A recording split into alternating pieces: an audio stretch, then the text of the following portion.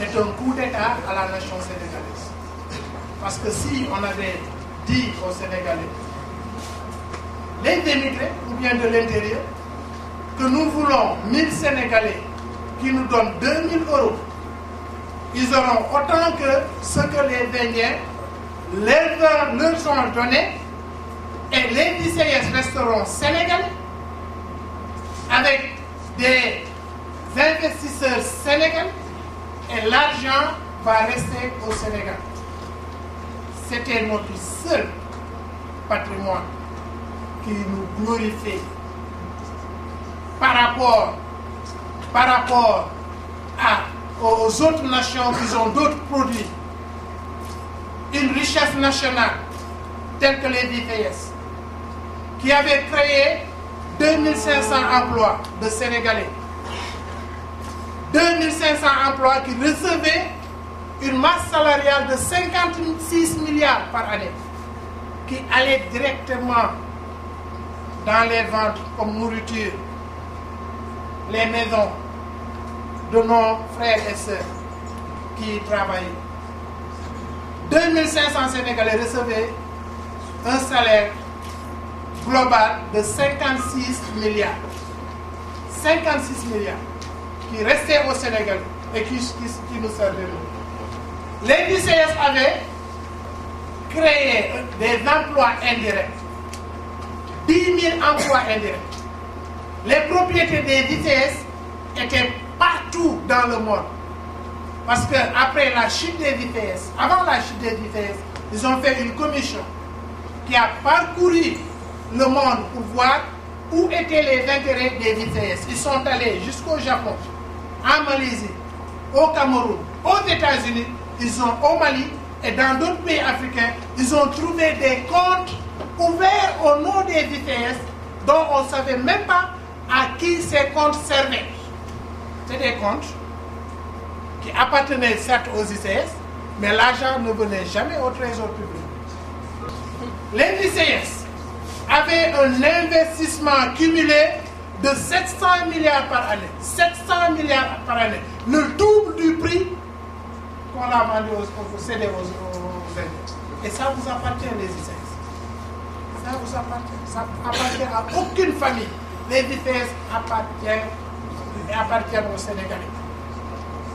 Donc ça, vraiment, je pense que vous devez réfléchir à ces problèmes-là. Vous allez comprendre pourquoi nous sommes arrivés à ce point.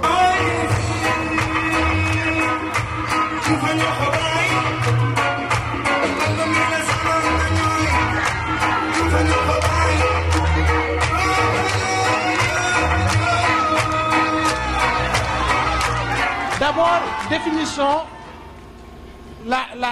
l'utilisation chimique. La tourbe, c'est un matériau organique partiellement carbonisé. Donc, la tourbe se range dans la même catégorie des combustibles. Voyez-vous, tout ce qui est en noir, c'est la tourbe au Sénégal. Nous pouvons non seulement produire de la tourbe pour tous les Sénégalais, dans toutes les maisons, mais nous pouvons exporter de l'électricité hors du Sénégal.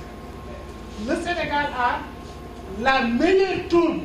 C'est l'un des pays qui possède cette qualité pour produire de l'électricité. C'est dommage. Et malheureusement, on vous a tellement habitué à ces manquements que c'est devenu naturel en vous. C'est malheureux. On vous a tellement habitué à ces manquements que c'est devenu. Donc je vous dis, vous, votre génération, devez vivre sur cette tourbe. On n'aurait pas à acheter du pétrole pour faire de l'électricité.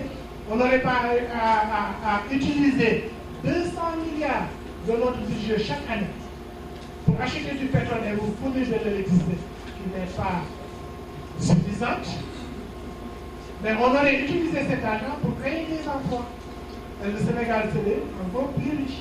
Pourquoi ce manquement? Pourquoi ce manquement? Et c'est ce que nous vivons durant 50 ans. 50 années. C'est la vie d'une personne.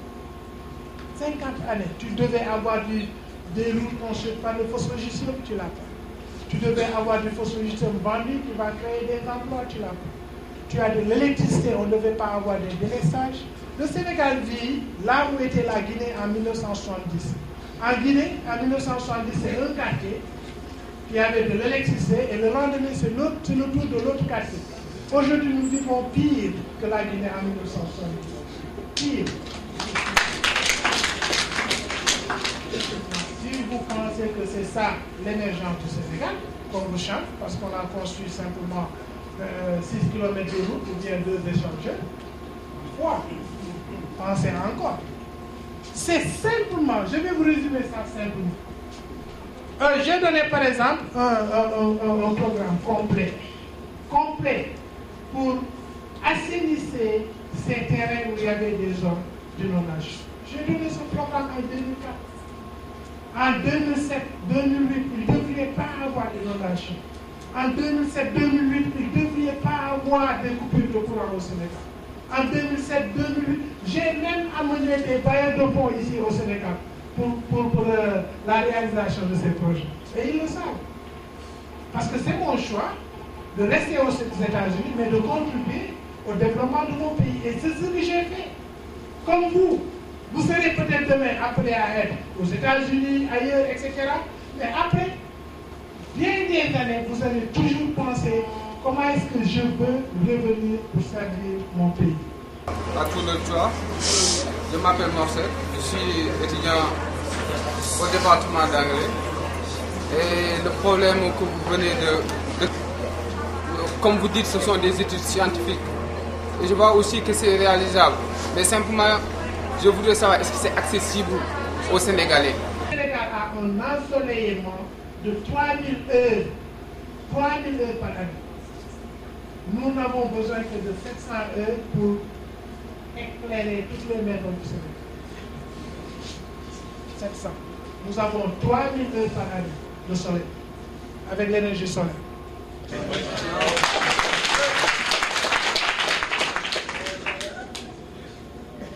Donc, non seulement le Sénégal a suffisamment d'eau superficielle qui pouvait ne jamais nous placer parmi les pays qui comptent sur les variations saisonnières, sur Taoué, Bagnatao, etc.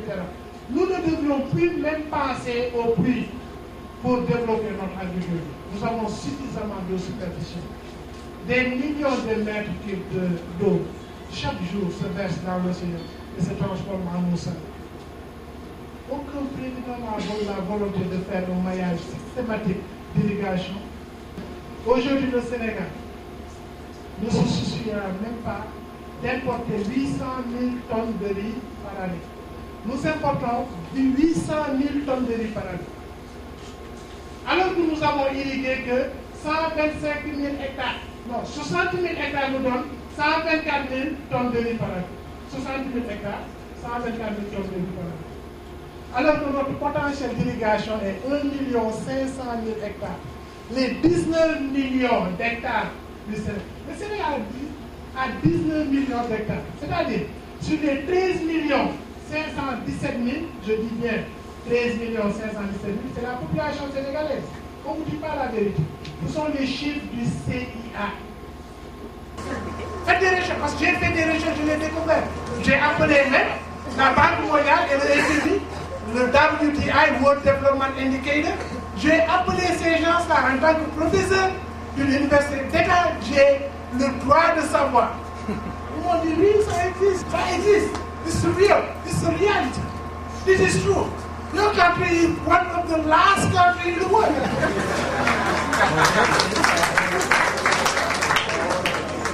Est-ce que vous pensez que nous méritons ça? Prenez vos responsabilités, je vous remercie.